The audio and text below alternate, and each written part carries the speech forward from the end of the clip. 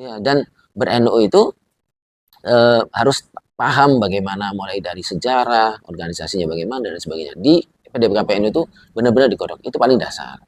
Nanti ada kedua, ada namanya PMK.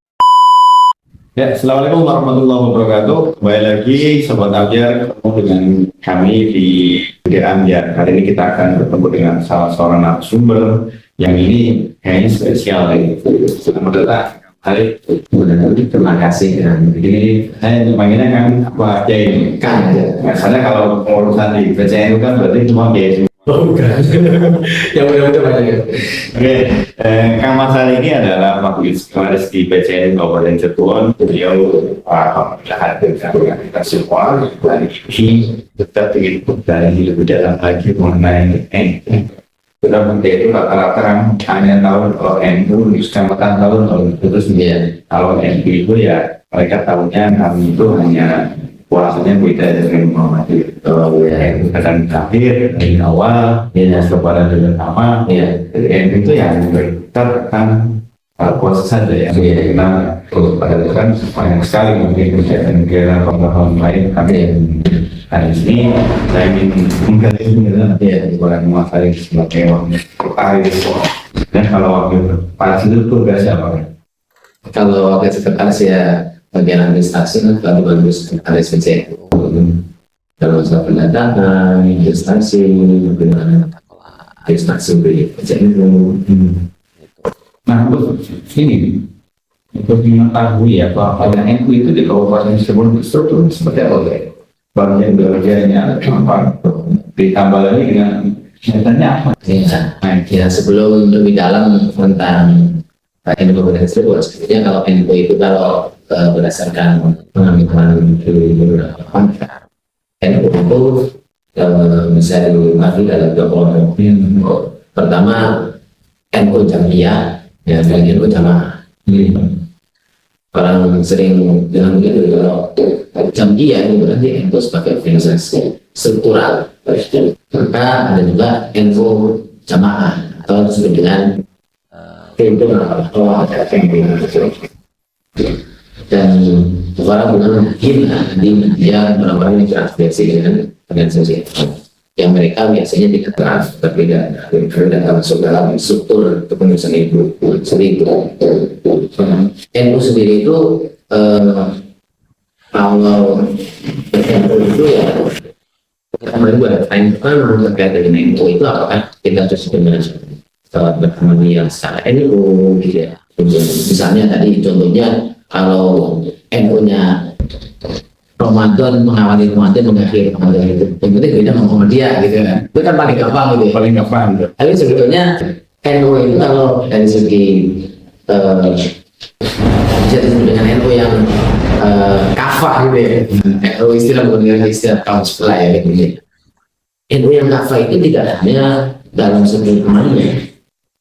Jadi NU itu dalam segi fikroh sendiri, cara berpikir NU itu manhajnya, secara metode berpikirnya itu ada metode NU, yaitu kita ber-NU memiliki dalam segi akidah itu mengikuti paham Asy'ariyah dengan Maturidiyah, kemudian dalam tasawuf mengikuti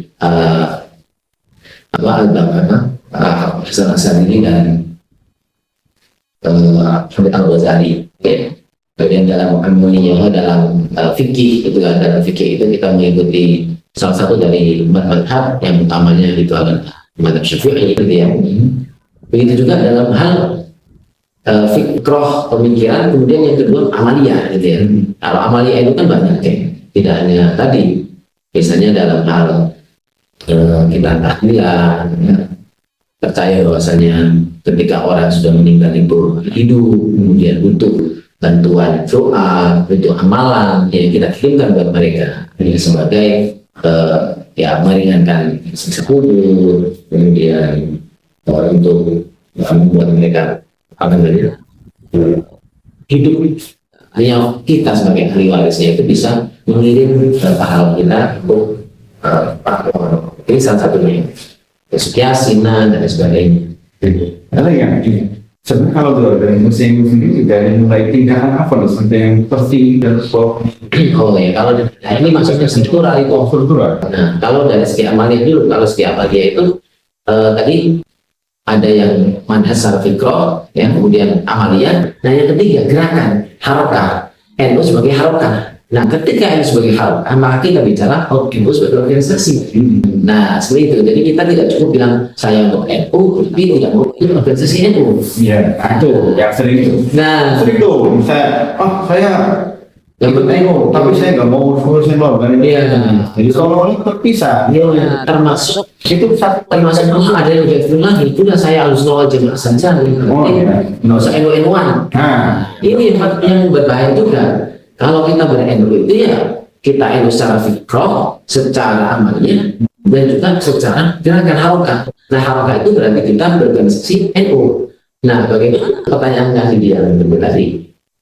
Bahwasanya NU itu ada organisasi yang terstruktur mulai dari pusat ya. sampai paling bawah. Nah, paling tinggi itu strukturnya adalah pengurus besar berkeluar yang berkeluar di atas ini itu tahan negara.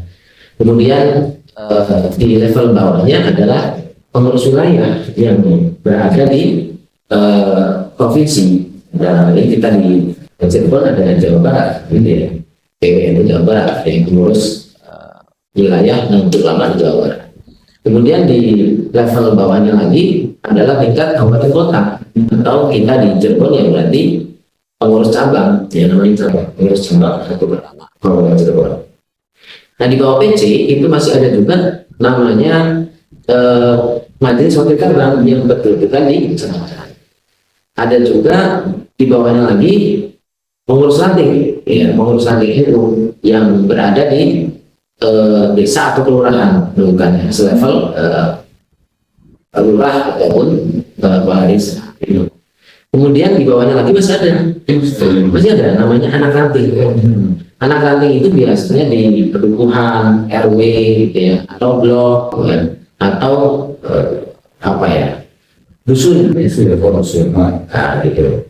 Nah, ini pengurus yang paling bawah anak ranting. Dan selain itu ada juga pengurus cabang istimewa yang dari luar negeri. Nah, selain itu NU juga memiliki lembaga. Nah, lembaga ini di NU ada 18. Itu banyak sekali mengurusi berbagai permasalahan yang ada di kehidupan manusia. Di Indonesia itu ada lembaga, ada 18 lembaga. Jadi kalau saya sebutkan ya banyak sekali ya. Mengurus masalah ekonomi ada PNU, mengurus masalah kesehatan ada lembaga LKNU, mengurusi pendidikan ada LP Ma'arif Info, mengurusi soal keluarga ada lembaga masyarakat keluarga LKNU, ada lapas sedang tentang sumber daya manusia, pengembangan sumber daya manusia, administrasi dan sebagainya. Ada juga lembaga perguruan tinggi, lembaga wakaf dan pertanahan, ada juga lembaga penanggulangan bencana dan perubahan iklim dan sebagainya. Nah, lembaga ini seperti tempat organisasi di bawah kontrol pengurus cabang, pengurus wilayah dan pengurus besar. Semuanya tidak sebagai regulasi. Nah, selain itu ada juga badan otonom. Nah, badan otonom ini adalah badan yang berdiri mandiri secara koordinasi masih terikat dengan NU, tetapi secara struktural tidak. Karena ada badan otonom itu pimpinan pusatnya, maka disebut dengan PP paling atas. Biasanya kalau di Bandung itu kan ada, kita itu ada GP Ansor, ada Muda Ansor, itu mulai dari paling atas adalah PP GP Ansor, ada PW GP Ansor. Tapi PP-nya itu bukan pengurus, tapi pimpinan biasanya di Bandung itu. Pimpinan pusat, pimpinan wilayah, pimpinan cabang, pimpinan anak cabang, pimpinan menteri, gitu ya. Benar kan? Saya terus dulu ya. Itu dari struktur dari PP sampai anak ranting. Iya. Bukan berarti pengurusan banyak sekali. Iya. Kalau itu satu Indonesia. Oh iya. Bahkan ada Mano, kalau namanya di Mano, dari juga ada. Iya. Itu dapat gajinya berapa? Siapa yang gaji mereka?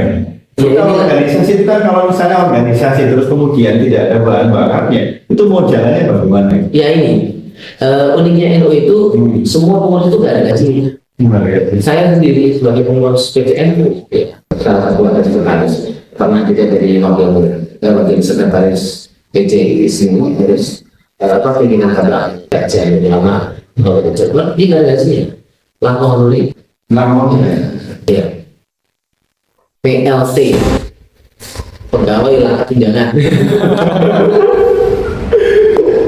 Jadi pengurus banyak kegiatan sekian banyak apa departemen terus planom dan sebagainya itu boleh jalan Nggak ada. tanpa ada prosedur. Organisasi mana yang bisa besar? Iya, kalau bahasanya bahan bakar sudah. Bahan bakarnya adalah kaderisasi. Organisasi. Iya. Aku juga dasarnya. Nah, kita bisa bergerak tanpa ada ibaratnya bahan bakar secara materi yang diberikan oleh organisasi. Itu adalah kaderisasi. Nyawanya organisasi adalah kaderisasi. Nah, kaderisasi di NU sendiri itu sekarang setelah kepemimpinan PBNU zaman NU ini 2022 sampai sekarang terus ini gencar kaderisasi gitu ya. Kemudian dulu ada namanya PKNU, ada PKPNU. Nah, sekarang itu namanya dijadikan satu ya, didapur antara PKNU, Lembaga Kader NU dan pendidikan penggerak ya, kader NU. Nah, sekarang jadi paling dasar itu namanya PDPKPN.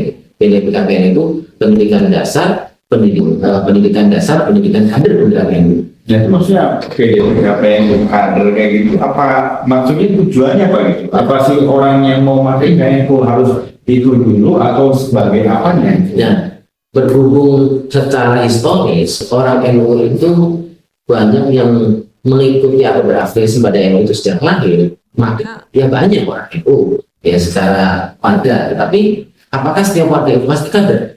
Nah, ini pertanyaan besar. Kalau berdasarkan aturan organisasi peraturan perkumpulan yang baru yang disebut dengan kader adalah mereka yang sudah mengikuti program kaderisasi dari dasar. Itu namanya mulai yang sekarang adalah PDPKPN itu disebut dengan kader NU, tapi tidak spesifik kader NU, kader penggerak. Makanya ketika orang warga NU yang aslinya anggota saja kemudian atau warga itu ikut PDPKPU, maka dia tidak lulus dari kader. Kadernya kader penggerak. Nah, kalau kita sudah ikut kaderisasi, maka semangat dalam berdiri itulah yang menggerakkan oleh organisasi. Iklan di PDPKPN ini diharapkan mereka itu Bisa menjadi motor bergerak. NU di masing-masing wilayahnya. Oleh karena itu, warga NU atau NU sendiri itu kalau mau hidup NU-nya di masing-masing kafe maupun wilayah masing-masing di setiap tingkatan, ya kaderisasi itu mutlak harus memiliki kaderisasi. Bahkan teman-teman yang belum pernah ikut MKMU sebenarnya bagus untuk ikut kaderisasi dari KPU. Kenapa? Karena MKMU polanya pola diskusi, karena itu pola yang dari dasar. Bagaimana kita bisa memberikan semangat ber-NU secara fight tadi, secara menyeluruh. Ya, dan ber-NU itu harus paham bagaimana mulai dari sejarah dan sebagainya dan sebagainya. Di PDPKPN itu benar-benar paling dasar. Nanti ada kedua, ada namanya PPNK, ya, pendidikan pimpinan menengah. Itu setelah PDPKPN. Itu baru nanti ada tingkat nasional. ini luar biasa sekali.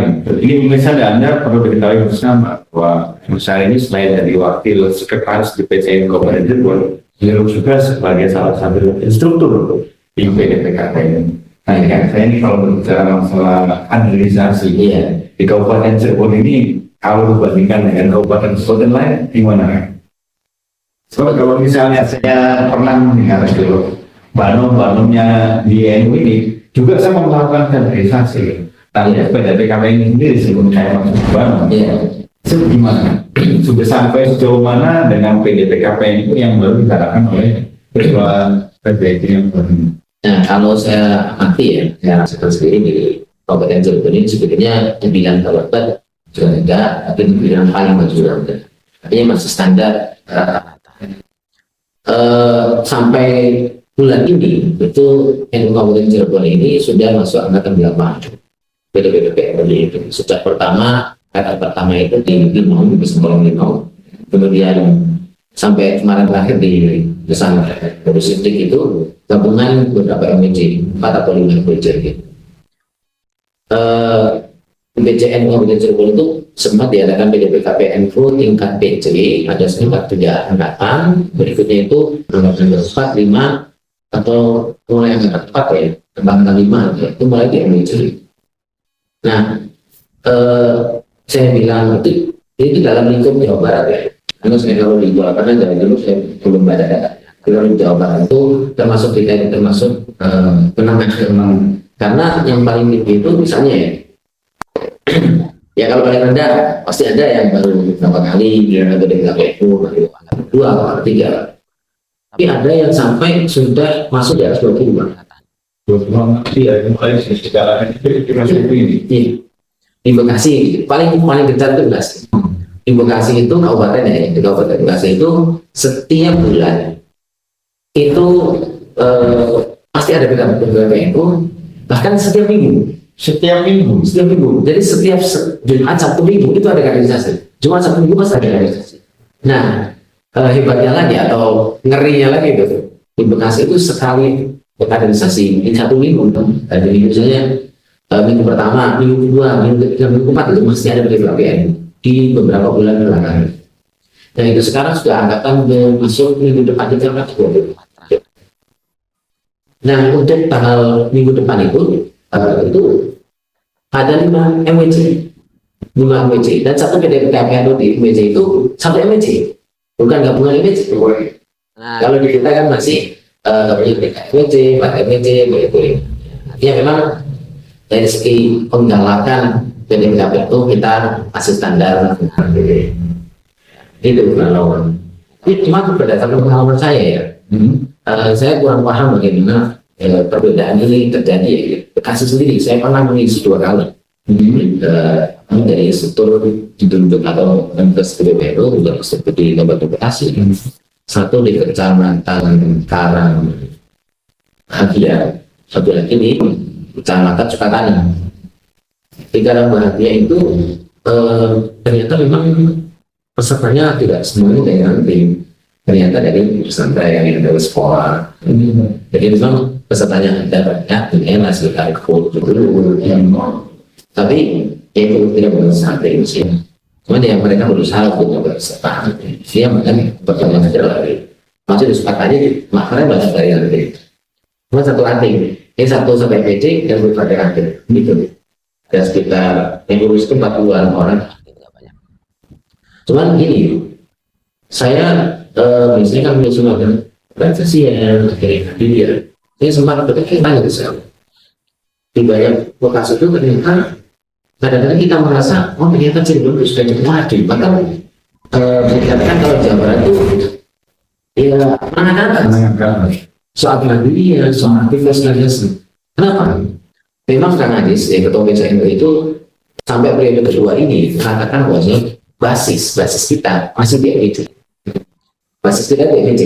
Basis itu maksudnya apa? Aktivitas organisasi NU itu bukan di MWC, tapi di MWC.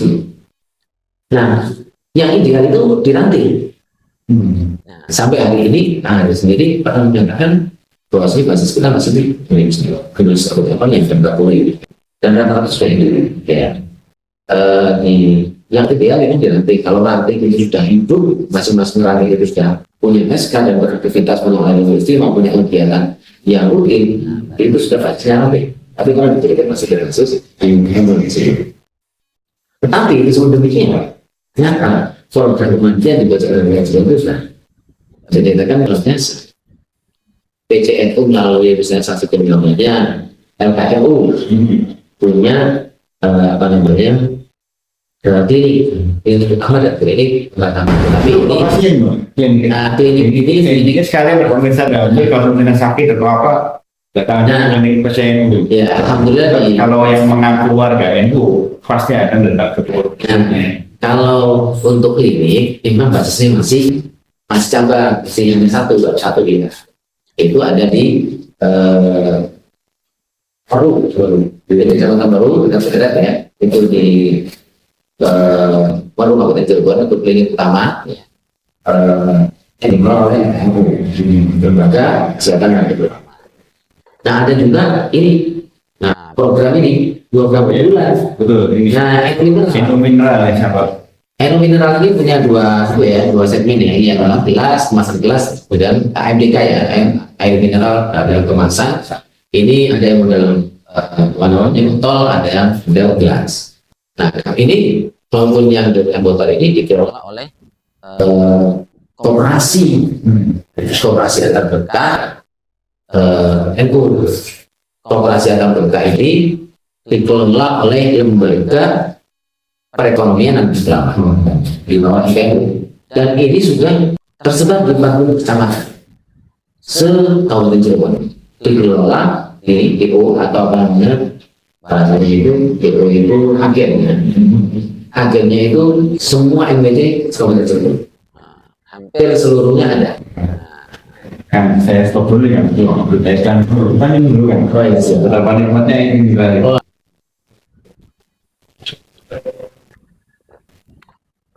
Ya, ini sobat Amjar, NU Mineral dalam kemasan botol dan cup. Jadi kalau misalnya pengen pesan untuk kegiatan hajatan, jual kembali, silahkan bisa menghubungi MWC di kecamatan masing-masing. Nah, kalau untuk kecamatan lalu bisa langsung ke agen Hidayatus Sibyan, ya atau dari Amjar ya. Kita sedia. Kalau pesan, monggo jangan kemana-mana untuk membeli ini. Kalau ngerasain maka beli mineral. Aku boleh lagi. Nah, Boleh seperti itu. boleh. Kalau kan harus ini, ya bangga dengan produk. Iya dong. Produk kita. Dan jangan salah, produk ini tidak hanya didistribusikan di Kabupaten Cirebon, sudah ada di Tegal. Tegal di berapa Di luar ada ini. Dan satu agen itu bisa ada 2 DO, 4 DO, sampai ada 5 DO. Jadi sudah luar biasa, dan ternyata ini jelas konkret. Hasilnya itu bisa, bagi hasilnya itu setiap bulan melalui laporan secara rutin oleh LPR itu masuk ke kas BCN itu ada. Ya, saya tidak bisa menyebut nominal secara aktif, beda ya, beda. Jadi ada persentase masuk BC, ada persentase masuk MWC, otomatis kita beli ini masuk seperti sudah sedekah ke MWC. Berarti sedekah paling ringan dan kita sendiri tidak rugi ya dari NU Mineral ini. Tidak merasa. Buat Amjar ini. Dan kita sehat. Oke, air mineral. Ya, mulai. Nah, selain itu juga ada tadi koperasi itu, koperasi mineral berkah. Juga dikelola oleh BNP. Terus ada juga, nah ini kan program jelas konkret kemandirian.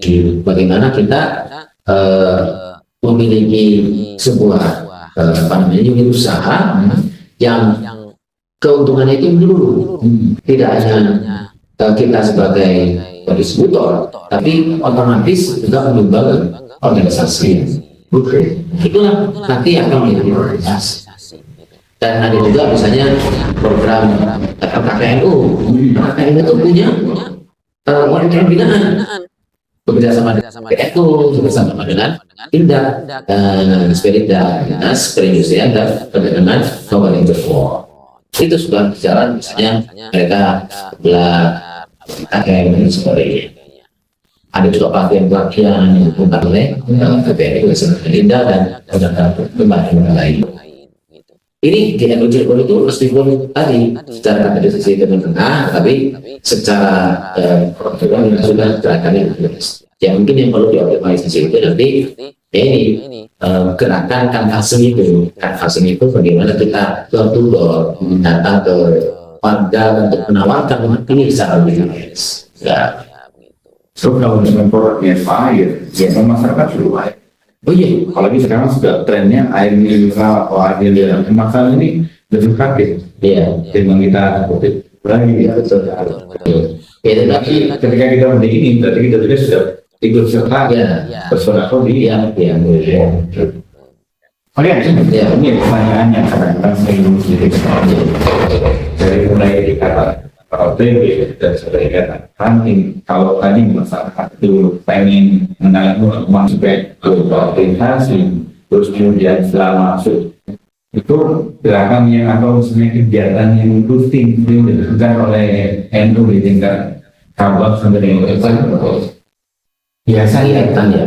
ya Kegiatannya itu itu kan karena sudah masuk, jadi kita mau ngapain? Kalau sudah jadi kader, ya sudah jadi kader aja, tapi tidak ada tindakan. Jadi kita mau ngapain? Oh iya, iya. Kita disuruh jadi penggerak, tapi kita mau menggerakkan apa? ya, Gitu. ya sebetulnya ini bagian dari 9 perintah. Itu salah satunya adalah yang pertama memang kita mengidentifikasi yang pertama, riset lah itu. Riset dulu sebetulnya potensi kita di satu daerah itu di desa itu apa? Itu yang pertama. Kita kenali dulu. Kita mau bergerak, kita harus mengenal dulu. Nilainya itu bagaimana? Kita kenali. Selain kita mengenali diri kita, mengenali siapa kawan kita yang bisa kita ajak. Nah itu identifikasi, kita petakan mana orang-orang yang bisa kita ajak untuk bergerak di NU. Dan yang kedua adalah kenali siapa yang menjadi ancaman kira-kira.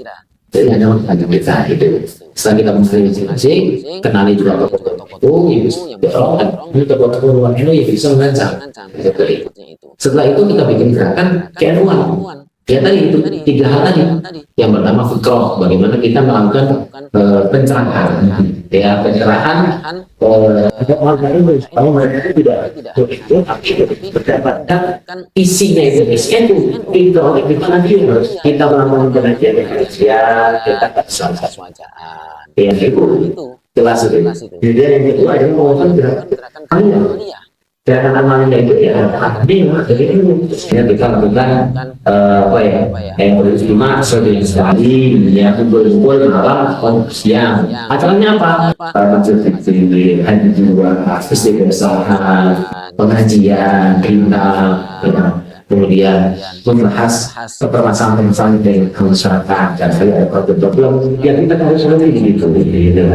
Karena MUI kan memberdayakan umat, bagaimana kita harus memberi solusi dalam masyarakat. Nah, kalau kita memberi solusi ke besok yang kita urai dan kita atur, itu kan misalkan kan apa ya, terkadang akan mengusung tindakan yang tersebut. Selain itu kan organisasi kita apa kita kelola sistem manajemen supaya berjalan secara baik. Tidak ini yang perlu kita hapuskan. Selama ini kan pemberdayaan itu melalui Ahok dakwah yang ada itu adalah dakwah pemberdayaan. Dengan 18 lembaga itu kita lakukan itu kan istilah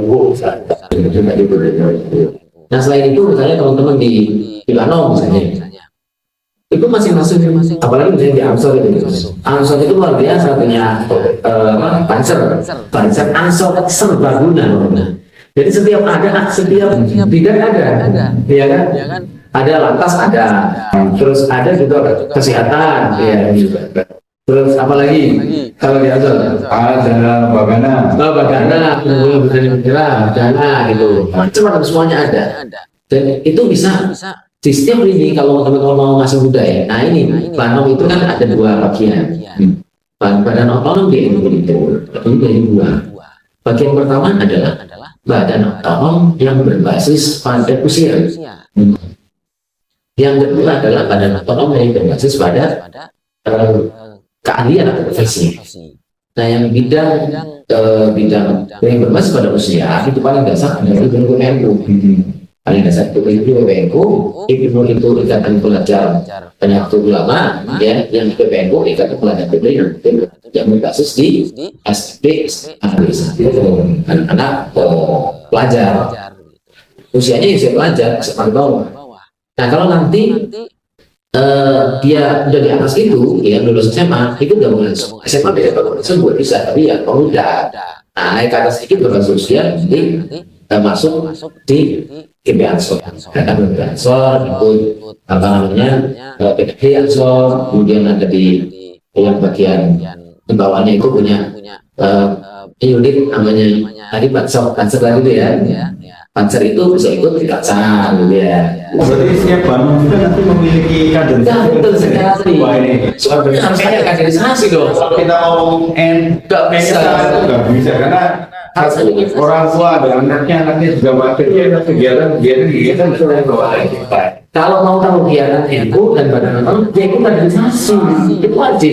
Kalau nggak itu kaderisasi hanya anggota biasa. Nah, Ini perlu diketahui sobat ambil nih, sobat ambil yang kemarin masih mempertanyakan Android itu apa, yang kalau hanya tahu kalau Android itu mengenai apa dan kapan dilakukan, mulai berkenan, mulai mendengarkan dan bagaimana ingin mengetahuinya, ya masuk ikut kaderisasi di mungkin cukup sekian dulu memang kali ini. Kayaknya kalau misalnya diteruskan, kita akan bikin babak perbulan, babak 1, babak 3. Padahal masih ada ini ya, satu pertemuan seperti ini. Wah, bisa nggak? Nanti ya. Oh iya, bisa part 1 part 2. Bisa part 1, nanti kita akan bikin part 2-nya. Iya, sobat Amir jangan lupa, kita harus nonton terus sampai dengan part 2, part 3 tentang ini. Kita akan cepat dari mulai PB-nya, PW-nya, kemudian sampai ke rantai-rantainya, kemudian gerakannya dan belum lagi masuk ke teknologinya. Iya, belum lagi saya bilang soal Sekarang banyak sekali ya. Nah, itu saja mungkin untuk pertemuan kali ini di part 1 ini. Jangan lupa untuk bertemu lagi atau tetap pantengin terus channel udah ambil dari MTS Dosiban, karena di sini channel pendidikan yang akan mengambilkan kita bukan hanya di dunia, tapi juga Allah membawa berkah untuk kita. Terima kasih Imam saya Sama-sama. Assalamualaikum warahmatullahi wabarakatuh. Waalaikumsalam.